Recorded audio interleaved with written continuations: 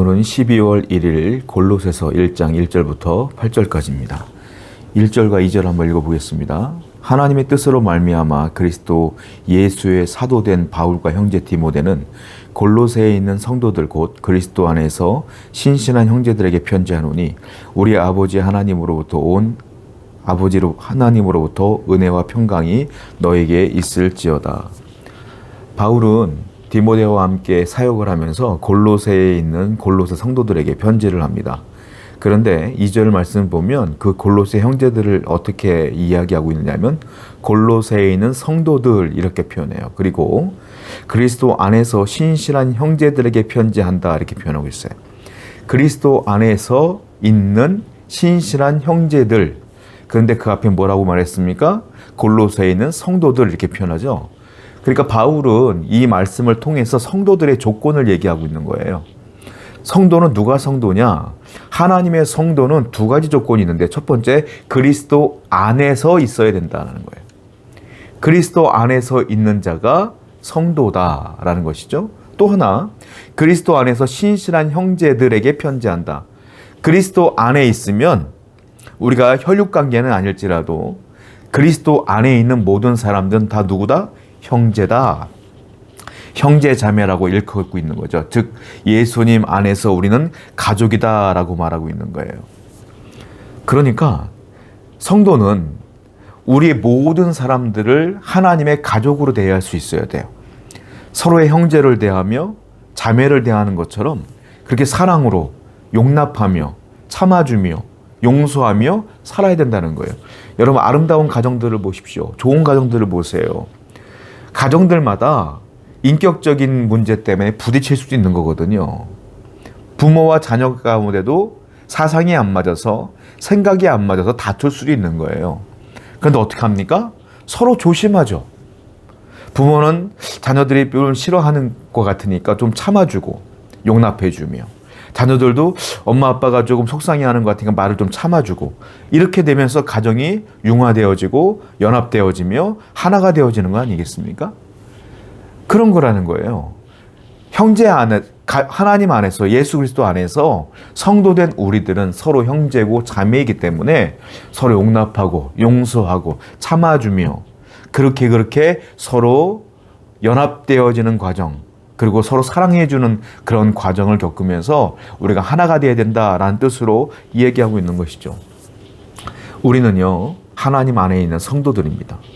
성도들이기에 서로 용납하고 사랑해야 될 줄 알아요. 오늘도 여러분 안에 있는 분노와 여러분 안에 있는 그 억울함들을 주님 안에서 다 풀고 하나님 은혜 가운데 서로를 용납하는 사랑하는 우리 공동체가 되기를 축원드립니다. 3절과 4절이에요. 우리가 너희를 위하여 기도할 때마다 하나님 곧 우리 주 예수 그리스도의 아버지께 감사하노라. 이는 그리스도 예수 안에서 너희의 믿음과 모든 성도에 대한 사랑을 들었음이요. 바울이 뭐라고 말합니까? 우리가 골로새 교회 성도들 너희들 이야기를 들을 때마다 뭐한다? 그리스도 아버지께 감사한다. 늘 감사한다. 왜 감사하냐면 너희들의 이야기를 들었기 때문인데 너희들이 어떤 사람들이냐? 자, 4절 말씀 보니까 예수 안에 너희의 믿음과 그리고 모든 성도에 대한 사랑을 들었기 때문에 내가 감사한다라고 말하는 거예요. 자, 온전한 성도의 자격이 나오죠. 골로새 교회 성도들은 참 좋은 성도들이었던 것 같아요.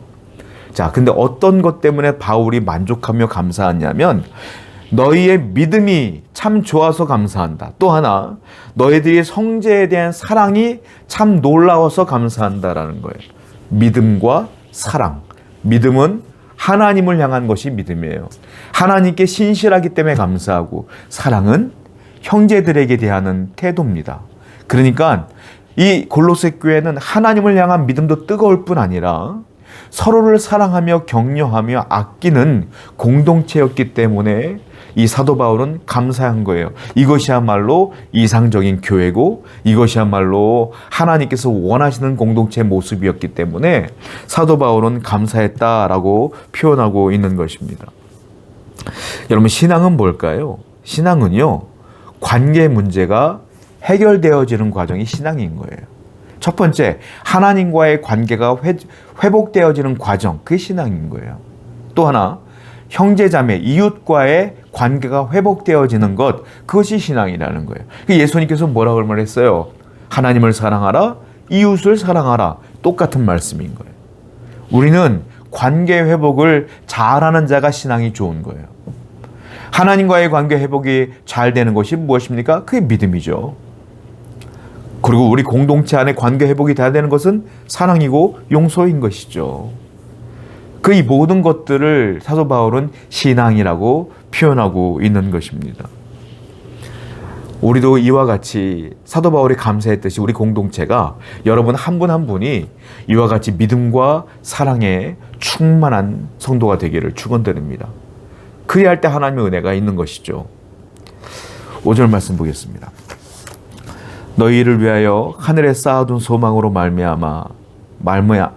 말미암았으니 곧 너희가 전에 복음 진리의 말씀을 들은 것이라. 너희를 위하여 하늘에 쌓아둔 소망으로 말미암아 너희가 복음의 진리의 말씀을 들은 것이라. 즉 무슨 말이냐? 하늘에 쌓아둔 소망으로 말미암아 너희가 믿음 생활을 잘하고 너희가 사랑으로 이웃을 대하는구나 라고 표현하는 거예요. 하늘에 쌓아둔 소망, 그 소망이 뭡니까? 하나님을 향한 믿음 때문에 생긴 소망 아니겠어요? 즉 이 골로새 교회 성도들은 이 땅을 보는 것이 아니라 사람들 한 사람 한 사람을 보면서 좋았다 나빴다 좋았다 나빴다, 환경을 보면서 좋았다 나빴다 좋았다 나빴다 하는 존재들이 아니라는 거예요. 성도는 누구냐? 현실을 보며 누가 나한테 괴로움을 준다, 누가 나한테 내 마음에 안 든다, 이런 걸 바라보며 좋았다 나빴다가 아니라 하늘에 쌓아둔 소망을 보면서, 그러면서 하나님을 향한 믿음으로, 형제를 향한 사랑으로 나가는 것이 성도다라는 거예요. 왜 여러분들이 감정 기복이 심할까요? 왜 여러분들의 신앙이 오르락내리락할까요? 하늘에 쌓아둔 소망을 보는 것이 아니라 현실을 자꾸 보니까 그런 거 아니겠어요? 성도는 소망을 품고 하늘을 보는 자다, 이렇게 표현하고 있는 것입니다. 신앙을 유지하는 것은요, 하나님에 대한 소망이 없으면 불가능합니다. 이 소망은 내 신앙을 유지하는 데 굉장히 중요한 거예요. 소망이 없는데 어떻게 신앙생활을 할 수 있겠습니까? 현실은 녹록지 않은데, 현실은 내가 원하는 대로 되지 않는데 어떻게 신앙생활을 할 수 있겠어요? 우리에게는 하늘에 쌓아둔 소망이 있으니까 그 소망을 바라보며 이길 수가 있는 것입니다. 오늘도 이 현실보다도 하늘에 쌓아둔 소망을 바라보는 성도 여러분 되기를 축원드립니다. 5절과 6절을 한 번 더 읽어보겠습니다. 너희를 위하여 하늘에 쌓아둔 소망으로 말미암음이니 곧 너희가 전에 복음 진리의 말씀을 들은 것이라. 이 복음이 이미 너희에게 이름에 너희가 듣고 참으로 하나님의 은혜를 깨닫는 날부터 너희 중에서와 같이 또한 온 천하에서도 열매를 맺어 자라는도다. 하늘에 쌓아둔 소망, 그 소망은 어디서부터 하느냐? 5절 말씀 보니까 너희가 전에 복음 진리의 말씀을 들은 것이라, 이렇게 표현하고 있어요. 즉 복음을 들었기 때문에 소망이 생겼다. 6절 보니까 이 복음이 이미 너에게 이르렀고 너희가 들었고 참으로 하나님의 은혜를 깨달은 날부터 너희 중에서와 같이 또한 온천에서 열매를 맺었다, 이 말이에요. 즉 무슨 말이냐? 복음이 내 안에 들어왔고 내가 복음을 듣는 순간에 그 복음이 열매가 된다는 거죠. 그 복음이 열매가 돼서 무엇으로 나타나느냐? 하늘에 쌓아둔 소망으로 나타난다라는 거예요. 복음의 열매는 그러므로 소망이다, 이렇게 표현하고 있는 거예요. 여러분, 복음을 듣는 사람들이 누굴까요? 믿음을 가진 성도죠. 그러므로 우리가 열매를 맺는다는 건 뭐예요? 복음의 열매는 일단은 소망으로 맺어진다라는 거예요. 그래서 신앙을 가진 분들은 현실에 우왕좌왕하지 않습니다. 그리고 언제나 하나님 바라보며 사는 것이죠. 이미 우리에게는 이 복음이 열매가 되어서 우리 안에 이미 열매로 나타나고 있음을 증거하고 있는 거예요. 성도 여러분, 그럼에도 불구하고, 믿음이 있음에도 불구하고 여전히 원망과 불신과 불만으로 가득하다면 여러분 안에는 복음이 열매화되지 않았다는 거죠. 복음이 열매의 특징으로 나타나는 게 소망인데, 소망을 가진 사람들은 이 땅을 보는 자가 아니라 하늘을 바라보기 때문에 언제나 감사하는 존재가 아니겠느냐라는 거예요. 여러분 안에 복음이 심겨졌고 복음이 열매로 나타났으면 하늘을 바라보는 것이 맞다라는 거예요. 오늘도 하늘을 소망으로 삼고 살아가는 여러분 되기를 축원드립니다. 7절입니다. 이와 같이 우리와 함께 종된 사랑하는 에바브라에게 너희가 배웠나니 그는 너희를 위한 그리스도의 신실한 일꾼이요. 에바브라에 대한 이야기가 나옵니다. 이와 같이 우리와 함께 종된 사랑하는 에바브라에게 너희가 잘 배웠구나 이렇게 표현하고 있어요. 그러면 우리가 알 수 있는 것은 골로새 교회는 바울이 세운 교회가 아니거든요. 그럼 이 골로새 교회는 누가 세웠느냐? 아마 에바브라가 세웠을 것이다 라고 우리가 유추해 볼 수가 있는 거예요. 왜냐하면 에바브라에게 그들이 잘 배웠다고 바울이 칭찬하기 때문에 에바브라가 그 교회를 개척한 것이죠. 그리고 초대 목사로서 열심을 다하여 복음을 증거했고 말씀을 잘 가르쳤던 것 같아요. 자, 하늘의 소망에 대한 얘기를 계속했잖아요. 복음, 그 복음의 열매가 소망이라. 그 소망을 품고 사는 게 성도다라고 말했는데 골로새 교회 성도들이 그 소망을 품고 살아가는 거예요.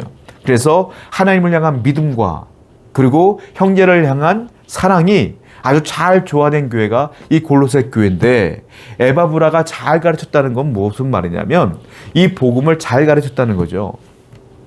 그리고 그들에게 열매가 맺어지게 된 것이다 라는 거예요.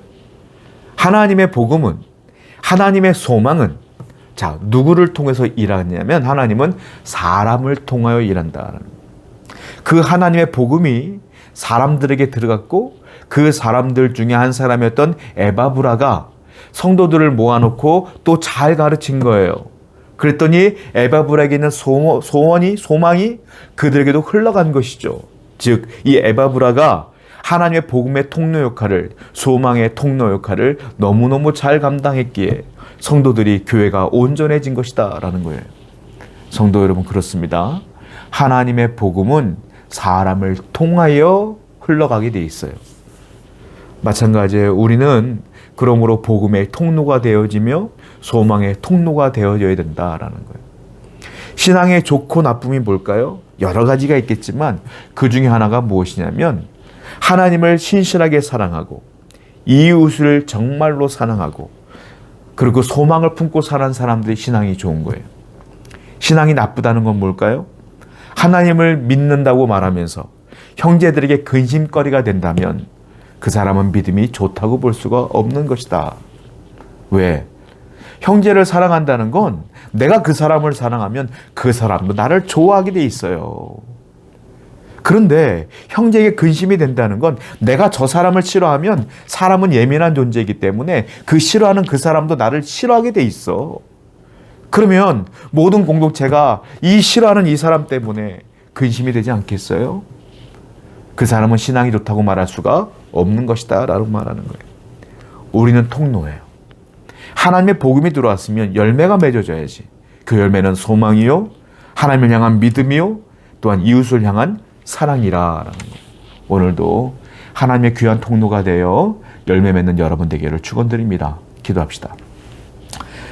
하나님 아버지, 골로새 교회 성도들처럼 하나님과의 관계 회복을 잘하게 하시며 형제들과의 관계 회복을 잘할 수 있는 귀한 통로가 되게 해 주시옵소서. 예수님의 이름으로 기도드렸습니다. 아멘.